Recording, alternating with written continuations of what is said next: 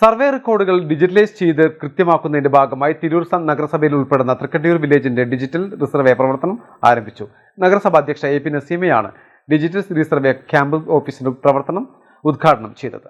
ഇവരെ സംബന്ധിച്ചിടത്തോളം ഒരുപാട് ആശങ്കകൾ ഉണ്ടാവും. നിങ്ങൾ ഈ സർവേ എന്ന് പറഞ്ഞ് ഇറങ്ങുമ്പോൾ തന്നെ ഒരുപക്ഷെ രേഖകൾക്കുള്ളതിനേക്കാൾ കൂടുതൽ കൈവശം ഉണ്ടാവും, അല്ലെങ്കിൽ കൈവശമുള്ളതിന് രേഖകളില്ലാത്തതുണ്ടാവും. ഒരു റീസർവേ വരുന്നു എന്ന് അറിയുന്നത് തന്നെ ചിലപ്പോൾ ഒരു കറക്റ്റായി രേഖകൾ ഉള്ളവർക്ക് അത് പ്രശ്നമല്ല. അത് കറക്റ്റായിട്ട് ഡീറ്റെയിൽ അപ്ഡേറ്റ് ആയിട്ട് എല്ലാ കാര്യങ്ങളും കുറച്ചുകൂടി സ്മൂത്തായി നല്ല രീതിയിൽ അവർക്ക് കിട്ടും. പക്ഷെ അതിനപ്പുറത്തേക്ക് പല രീതിയിലുള്ള ആശങ്കകൾ ജനങ്ങൾക്കിടയിൽ വരാൻ സാധ്യതയുണ്ട്. സംസ്ഥാനത്ത് ഡിജിറ്റൽ റിസർവേ നടന്നുവരുന്നതിന്റെ ഭാഗമായാണ് തൃക്കാണ്ടിയൂരിൽ ഡിജിറ്റൽ സർവേ പ്രവർത്തനം ആരംഭിച്ചിരിക്കുന്നത്.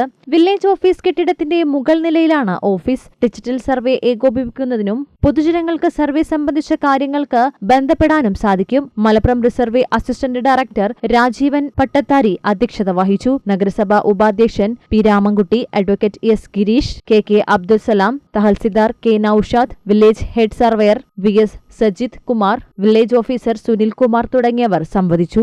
മലബാർ ടൈംസ്, തിരൂർ.